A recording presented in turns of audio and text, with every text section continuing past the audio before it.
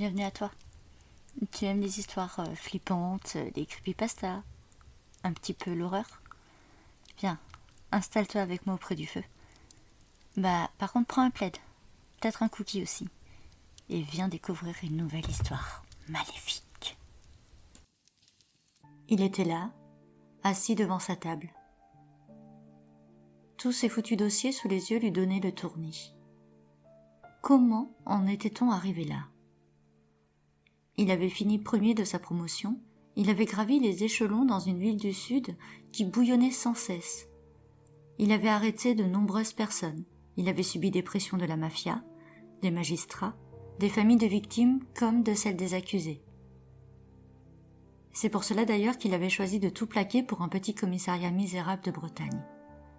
Il pensait finir des jours tranquilles entre quelques cambriolages et des prises de tête entre voisins. Mais ça... Il se souvient de ses premiers pas en pays breton. Son fort accent chantant et son teint hâlé lui avaient valu quelques réflexions, mais il avait tout balayé d'un revers de main. Il avait réussi à se faire une place ici, respecté et apprécié des citoyens. C'était peut-être d'ailleurs toutes ces années au sein d'une police connue comme violente qui lui avait valu le surnom de shérif. Mais il s'en fichait. Il appréciait à présent le sourire des gens du village et leurs petites marques de sympathie. Il regardait encore et toujours les dossiers, retournant chaque photo devant ses yeux. Les victimes, les criminels. Il savait ce qu'il lui restait à faire, mais rien que d'y penser, la chair de poule se mit à lui courir le long des bras. Impossible qu'il y aille seul. Impossible de lui parler droit dans les yeux sans tomber dans l'abîme de ses iris. Il ne l'avait rencontré qu'une seule fois, lors d'une soirée karaoké où il noyait sa solitude au fond d'un verre de rhum. Il se souvient de sa chevelure blonde, de sa robe noire, de ses gants de velours. Il revoit sa manière de se mouvoir alors qu'elle prenait le micro pour annoncer le nom du prochain participant. Elle avait, ce soir-là, réservé la salle pour une soirée privée et seule une poignée d'habitués du bar avait pu assister au tour de chant. S'il avait su à ce moment-là que le diable se tenait sur scène, il n'aurait pas hésité, il aurait bouclé sur le champ. Mais voilà, son coup de cœur avait été fatal pour les habitants du village. À l'époque, il ignorait que cette jolie vampe, habillée comme dans les années 50, tenait un établissement privé de santé mentale. Au vu des personnes présentes ce soir-là, il pensait qu'elle avait juste ouvert un genre de chambre d'hôte. Personne ne semblait fou ou n'avait un comportement inapproprié. Ils chantaient tous, parlaient entre eux, buvaient et s'amusaient comme tout un chacun. Comment aurait-il pu soupçonner qui que ce soit dans l'assemblée? Cette dernière semaine, l'enfer s'est abattu sur son commissariat. Une femme morte en pleine rue, un massacre dans une boîte sadomaso, un couple de femmes, l'une assassinée, l'autre brûlée vive dans sa maison, une infirmière portée disparue. Il n'y avait jamais eu un taux de criminalité aussi haut ici, de mémoire d'homme. Même les plus anciens n'avaient jamais enterré autant de personnes d'un seul coup, si ce n'est pendant la guerre. Tous étaient à présent sur leur garde, plus personne ne se parlait. Les tueurs ne ressemblaient pas à des fous, et pourtant, c'est la folie qui a dicté leurs actes. Comment faire confiance à présent aux autres? L'épicier du village, le voisin, le facteur, l'instituteur ou même l'artiste du coin, tous pouvaient donc avoir la capacité de tuer et chacun avait peur de son prochain. Depuis quelques jours, le calme semblait revenu et il avait bouclé toutes les enquêtes. Mais l'apparition des criminels convergeait vers le même point. L'asile de fous à l'extérieur de la ville. Il avait cherché dans les archives depuis quand l'asile était ouvert et qui tenait l'établissement. Il fut surpris de voir que cet hôpital, qui n'en était pas vraiment un, n'était ouvert que depuis 11 ans. C'était étrange. Et même si le nom de la directrice était écrit noir sur blanc sur l'acte d'achat, aucune information complémentaire n'était inscrite nulle part. Elle n'avait apparemment jamais fait d'études de psychologie ou de psychiatrie. La plupart de ses employés n'avaient pas de diplôme dans le monde médical. Quant aux résidents, les dossiers semblaient inexistants. Il souffla un bon coup et se redressa. Pas le choix, il devait se rendre sur place. Son esprit gambergeait encore lorsqu'il se mit en route. Il pensait pouvoir accéder au bâtiment par la route, mais étrangement, le seul chemin praticable ce jour-là était celui en terre battue traversant la forêt. Il avançait rapidement tout en gardant tous ses sens en éveil. Ces arbres lui semblaient menaçants. Il ne saurait dire d'où cela venait, mais il n'aimait pas être ici, à moins que ce soit un simple sentiment de peur qui lui glaçait le cœur à l'idée d'être en face de la femme fatale. Il sonna aux grandes grilles et elles s'ouvrirent presque aussitôt. Bien, voici les marches en pierre, puis la grande porte en bois. Il toqua et attendit. L'envie de griller une cigarette lui tiraillait l'esprit, mais il avait cessé cette mauvaise habitude depuis qu'il avait posé les pieds en Bretagne. Son cœur palpitait à bâton rompu, et l'écho de ce dernier résonnait dans ses tempes. Il se retrouva nez à nez avec une infirmière d'un certain âge, habillée à l'ancienne. Il s'excusa et présenta sa plaque, puis demanda une entrevue immédiate avec la directrice. On le fit entrer dans un bureau vintage, où s'alignaient des bouteilles d'alcool et où flottait l'odeur douce amère de la mort. Madame Visconti se tenait là, un verre de whisky à la main, et lui lança un regard froid. Il s'installa sur un fauteuil sans attendre une invitation et commença son laïus. Il savait que la plupart des résidents de l'asile avaient fui, il savait que ce n'était pas un accident et il savait qu'elle était l'instigatrice de tous ces meurtres. Mais ce qu'il ignorait, c'était le mobile. Pourquoi tout ce sang? Pourquoi tous ces morts? Elle sourit et déposa son verre avant de se diriger tel un félin dans la direction de l'inspecteur. Vous vous demandez sûrement également pourquoi j'ai ouvert cette institution? Il opina. Elle s'installa en face de lui et sortit un jeu de tarot de sa robe, comme un magicien aurait sorti des fleurs de sa manche. Elle les mélangea délicatement, puis en sélectionna quelques-unes et les plaça face cachée sur la table.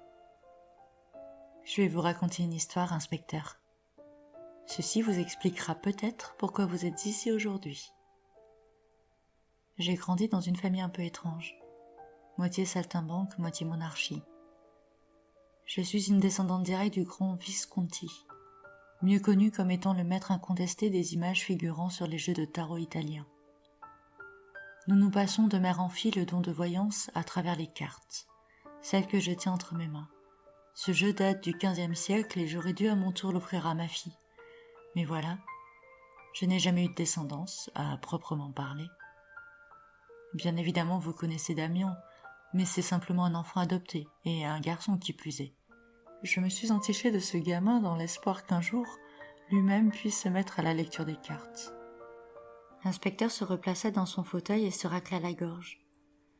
Il était comme hypnotisé par le mouvement souple des doigts de la blonde.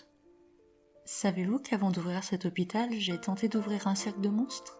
Non, bien évidemment. Eh bien, j'ai tenté de traverser le pays pour récupérer les êtres les plus abjects qui soient, mais j'avais omis un détail. La chirurgie réparatrice avait pris le dessus sur les difformités physiques. Pourtant, de base, cette idée me semblait bonne.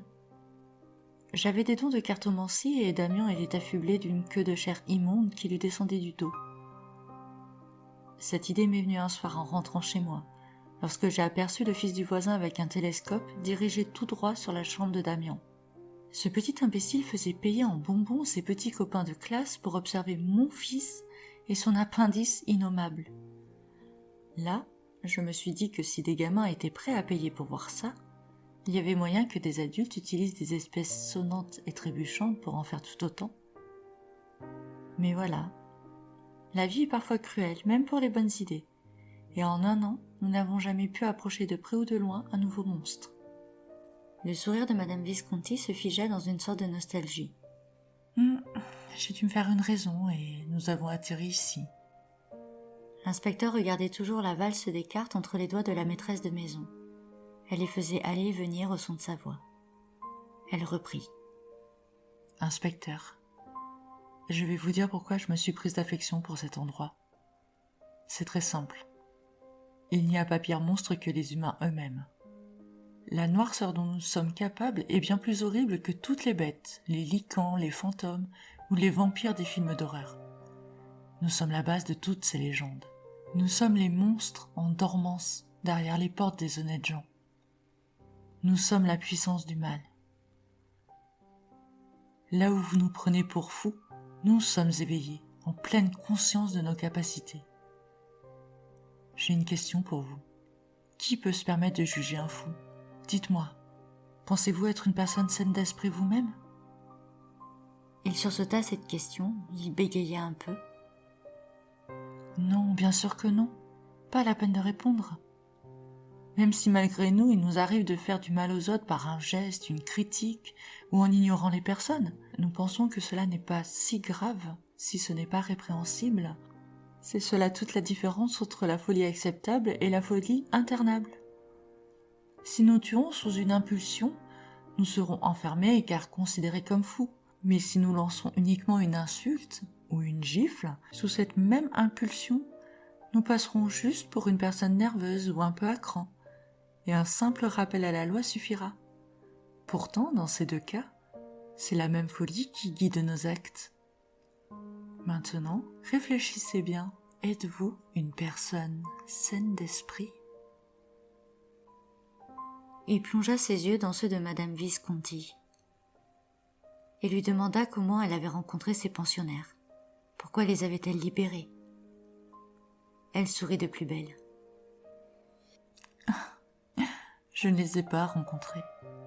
Je vous l'ai dit, je suis liseuse de cartes. Cependant, mon don est un peu particulier. Je ne fais pas que prédire l'avenir avec mon jeu de tarot. Je peux aussi voir exactement qui en sera les acteurs principaux de notre univers.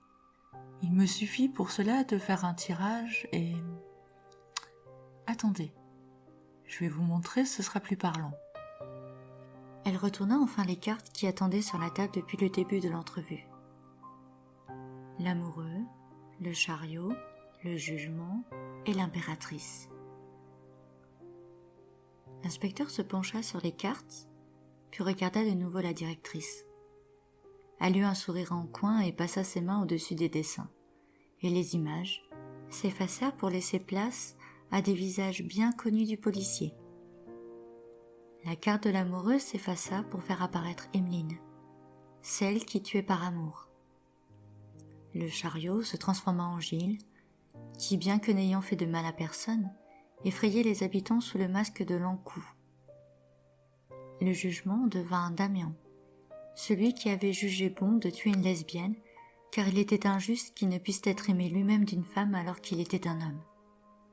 Et l'impératrice, quant à elle, se métamorphosa en Karine, la femme en rouge qui menait les gens dans les bas-fonds de la douleur de par son charisme et de sa poigne de fer. Voilà, mes cartes me montrent les pires des monstres que notre société a créés. Ce sont elles qui les guident ensuite jusqu'ici. Je ne fais que les accueillir et je laisse leur folie devenir plus forte et plus belle, pour mieux s'exprimer dans notre monde. Il restait 2 cartes, face cachée. L'inspecteur eut un instant de doute. Madame Visconti aperçut le regard terrifié de l'homme tourné vers les dernières cartes. Je vais vous dire une dernière chose, monsieur. Si j'ai laissé faire ça, c'est parce que je me suis rendu compte que personne ne pourra jamais reprendre mon flambeau. Mes cartes perdront leur sens lorsqu'on m'aura ôté la vie. Plus personne ne pourra les lire. Plus personne ne pourra les contrôler. J'ignore ce qu'il adviendra d'elle. C'est pour cela que j'ai décidé qu'il était temps de jouer mon dernier tirage et de laisser la folie se manifester dans toute sa splendeur. À ces mots, elle retourna à l'avant-dernière carte, le monde. L'image s'évapora pour faire place à la photo de Madame Visconti. Et oui, je suis selon les cartes le monde, celle par qui tout commence, celle qui englobe la totalité du jeu. Que pensez-vous qu'il y ait derrière la dernière carte ? N'oubliez pas, tout ce qui apparaissent bascule à un moment ou à un autre dans une folie sans nom. La dernière carte fut révélée, la justice, qui bien évidemment n'était autre que l'inspecteur. Il se releva d'un coup sec de son fauteuil et recula instantanément. Il ne pouvait croire à ce qu'il voyait. Bien sûr, c'était juste un tour de passe-passe, une mauvaise blague, ou un piège bien ficelé pour lui faire peur. Il se ressaisit et fonça vers Madame Visconti, lui empoignant le bras et la plaqua contre le mur. Elle souriait toujours. Bienvenue parmi nous, mon cher. Je suis certaine que vous allez vous délecter de vos futurs agissements de malade mental. À ces mots, il la gifla, lui égratignant la joue au passage. Une goutte de sang perla sur cette dernière. Il réprima un cri primitif qui lui montait le long de la gorge et se saisit d'une statuette posée sur le bureau. La lourde vierge de métal redescendit sur le front de la directrice et laissa une empreinte ensanglantée. Les yeux de la jeune femme tombaient d'une manière étrange des orbites. Le nez avait pris une direction incongrue, et la lèvre du haut ne tenait plus que par un bout de chair. Il recula en laissant choir le corps de la belle et resta là, pantois, le regard horrifié. « Bienvenue parmi nous, mon cher, » avait-elle dit. Son cœur battait à tout rompre. Il se sentit défaillir et se rattrapa à la table avant de tomber au sol. Là, devant ses yeux, les cartes avaient repris leurs illustrations d'autrefois. Il prit entre ses mains pleines de sang la carte qui était à ses pieds. La mort. La fin et le début de toute chose. L'image s'effaça à la faveur d'une photo en noir et blanc. Son visage, à lui, qui lui souriait d'un sourire féroce. Assis au milieu de la pièce, il se mit à rire à gorge déployée. C'était donc à cela qu'il était destiné? Aider la folie à prendre le dessus sur notre monde trop sensé. Ce soir donc, il ouvrirait en grand les portes de l'asile et regarderait notre monde devenir cendre sous les mains des démons sanguinaires.